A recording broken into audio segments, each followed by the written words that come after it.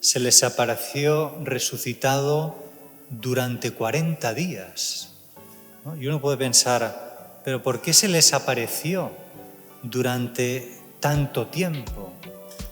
¿No hubiera sido suficiente con que se apareciese resucitado un par o tres de días varias veces y luego ya subir a los cielos? Aquello que empezó con la encarnación del Hijo de Dios en las purísimas entrañas de la Virgen María concluye hoy con la ascensión de Jesús a los cielos, es decir, la salvación de los hombres. Por fin, un hombre, en este caso el hombre Dios, Jesucristo, ha entrado en el cielo. Por fin el hombre vuelve a ser reintroducido de nuevo al paraíso del que fue expulsado, que devuelve a nosotros la vida divina que nos ha sido arrebatada por el pecado y volvemos a ser miembros vivos con vida divina en nuestra vida. Queridos hermanos y hermanas, gracias a vosotros, nuestra parroquia ha podido llegar a miles de hogares de todo el mundo, compartiendo la palabra de Dios y manteniendo viva nuestra fe en el mundo digital.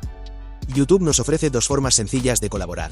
Con el botón Gracias podéis hacer una aportación puntual y con la membresía podéis apoyar de forma mensual. Vuestra generosidad ayuda a financiar y mejorar nuestros equipos de grabación, transmisión y el mantenimiento de nuestro canal. Que Dios bendiga vuestra generosidad.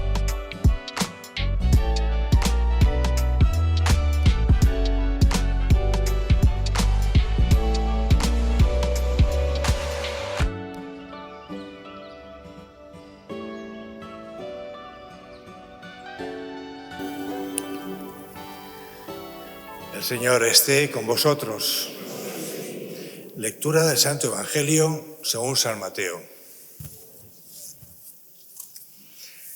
En aquel tiempo, los 11 discípulos se fueron a Galilea, al monte que Jesús les había indicado. Al verlo, ellos se postraron, pero algunos dudaron. Acercándose a ellos, Jesús les dijo: «Se me ha dado todo poder en el cielo y en la tierra. Id pues y haced discípulos a todos los pueblos, bautizándolos en el nombre del Padre y del Hijo y del Espíritu Santo, enseñándoles a guardar todo lo que os he mandado. Y sabed que yo estoy con vosotros todos los días hasta el final de los tiempos». Palabra del Señor. Al tercer día resucitó de entre los muertos y, como hemos escuchado en la primera lectura, se les apareció resucitado durante 40 días. ¿No? Y uno puede pensar, ¿pero por qué se les apareció durante tanto tiempo? ¿No hubiera sido suficiente con que se apareciese resucitado un par o tres de días varias veces y luego ya subir a los cielos? ¿Por qué empleó tanto tiempo? Pues, entre otros motivos, porque quiso imprimir en su alma la verdad de la resurrección, que su resurrección era tan real como lo fue su nacimiento, su pasión y su muerte. Y es que la resurrección, a diferencia de los otros acontecimientos, ¿no?, de la vida de Jesús, tiene algo de peculiar, porque si bien es verdad que la resurrección sucedió en la historia, participa ya de la eternidad de Dios. Es, por decirlo así, un género de acontecimiento que engendra en aquellos que son testigos un tipo de experiencia que hasta entonces nunca antes habían podido experimentar, porque era era un acontecimiento completamente nuevo, que nunca se había dado en la historia de la humanidad.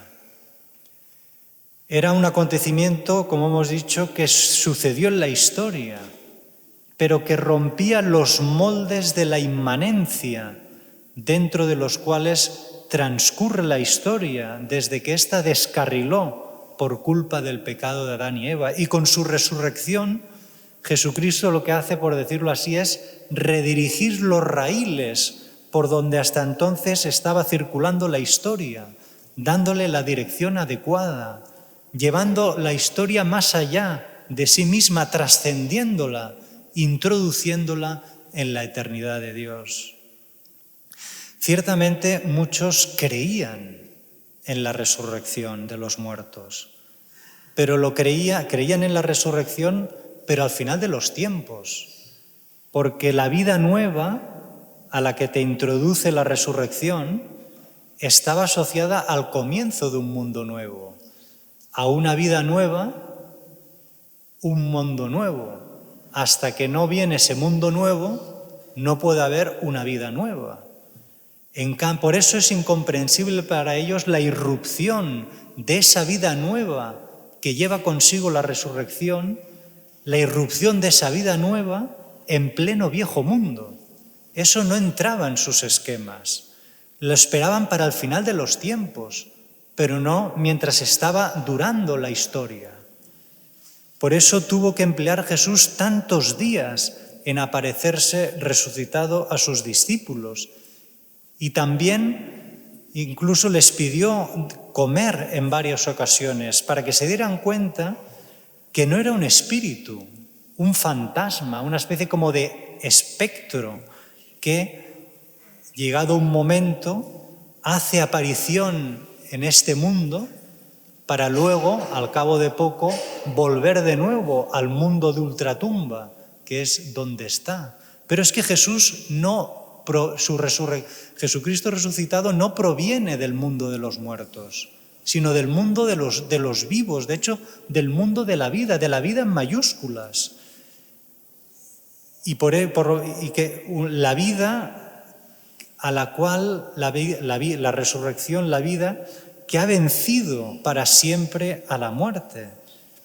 Y que el poder de la resurrección no solo afectó a su alma, sino que alcanzó también su cuerpo, convirtiéndolo en un cuerpo glorioso, llamado a participar también de la eternidad de Dios. Y esto es lo que celebramos hoy, la ascensión de Jesús a los cielos, todo Él entero, con su cuerpo y alma humanas, inseparablemente unidas a su divinidad como Hijo de Dios que es.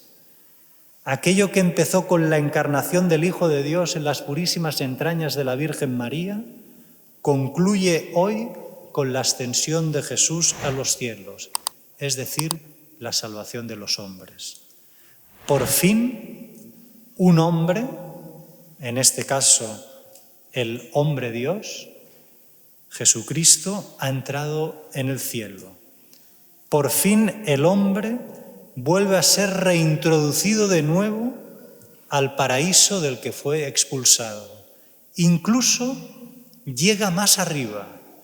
Como dice San León Magno, hoy celebramos que la pequeñez de nuestra naturaleza humana fue elevada en Cristo por encima de todos los ejércitos celestiales, de todas las categorías de ángeles, de toda la sublimidad de las potestades, hasta compartir el trono de Dios Padre.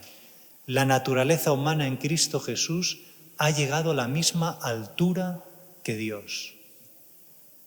Y esto es lo que nos sugiere la primera lectura cuando afirma que a la vista de ellos Jesús resucitado fue elevado al cielo hasta que una nube se lo quitó de la vista. Esta nube no es ciertamente una nube como las que vemos normalmente, que son fruto de fenómenos atmosféricos naturales, sino que esa nube hace alusión a esa nube que acompañó al pueblo de Israel durante los 40 años que peregrinó por el desierto y que era signo de la presencia del Dios vivo en medio de su pueblo, que los guiaba hacia la tierra prometida. Esa nube que por la noche se transformaba en columna de fuego, como dejando entrever Dios sus entrañas de misericordia para con nosotros los hombres que le consumen y que han sido derramadas sobre nosotros con el Espíritu Santo que se nos envió en Pentecostés, tal y como les prometió, quedando así satisfecho su amor por nosotros. Por eso cuando Jesús es introducido en esa nube, no es que se haya ido a no se sabe qué galaxia, sino que ha entrado en el ámbito de Dios y se ha sentado a la diestra de Dios Padre y participa también con su cuerpo glorioso del poder que Dios tiene sobre este mundo y el otro. Ahora Jesucristo, también como hombre, está en esa situación de superioridad que Dios tiene sobre el mundo. Y por eso puede hacerse presente en cualquier momento, en cualquier parte del mundo. Es lo que dijo Jesús: yo estaré con vosotros todos los días hasta el fin del mundo.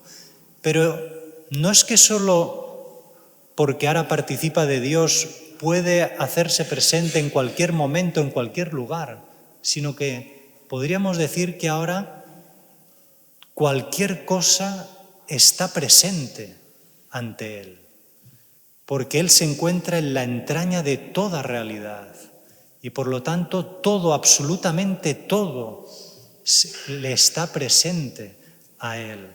Por eso puede decir: yo estaré con vosotros todos los días hasta el fin del mundo. Y participa del poder de Dios, como Él mismo ha dicho: se me ha dado todo poder en el cielo y en la tierra.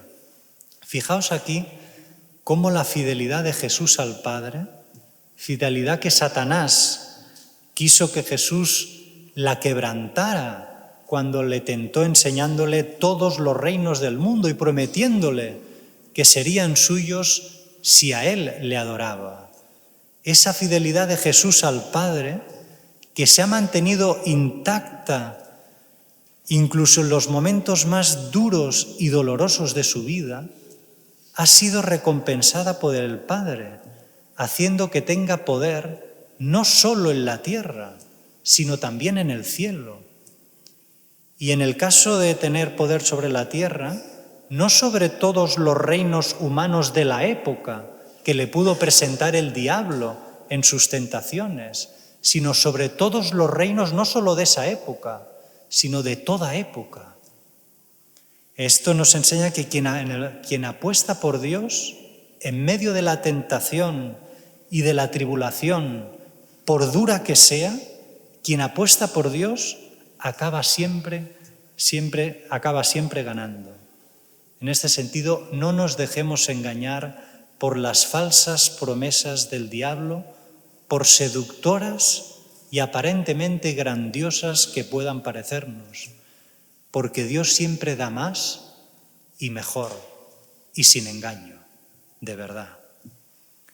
Y por último, la esperanza a la que nos conduce esta fiesta es en el fondo la más grande de todas las esperanzas, que es la esperanza de que así como Jesucristo ha podido ascender al cielo y entrar en la eternidad de Dios, así, si Dios quiere, también tú y yo, si nos mantenemos unidos a Jesucristo en esta vida, nos mantendremos unidos con Él en la otra.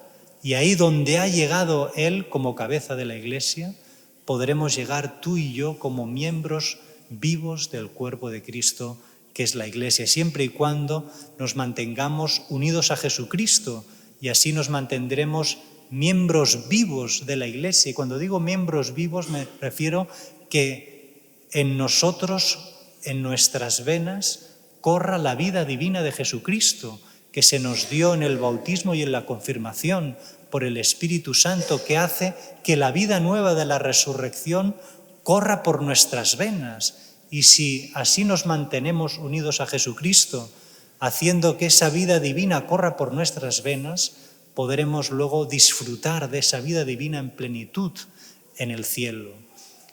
Tratemos de que el pecado no llegue a nosotros y llegue a impedir, a obstaculizar esa vida divina que corre por nuestras venas, porque entonces tendrían que extirparnos como miembros muertos del cuerpo de Cristo que es la Iglesia. Y si esto alguna vez ocurre, que el pecado grave llega a nuestra vida y nos arrebata la vida divina que Cristo nos ha conseguido, sabemos que tenemos el sacramento de la confesión, que devuelve a nosotros la vida divina que nos ha sido arrebatada por el pecado, y volvemos a ser miembros vivos, con vida divina en nuestra vida. Pidámosle a la Virgen María que nos haga miembros vivos, con vida divina, del cuerpo de su Hijo que es la Iglesia, y nos lancemos a predicar sin miedo al mundo entero, enseñándoles, como dijo Jesús, a guardar todo lo que Él nos ha mandado, para que todos los hombres lleguemos a ser miembros vivos de la Iglesia y alcancemos la gloria eterna, el cielo, que tanto le ha costado a Jesús conseguirlo para nosotros.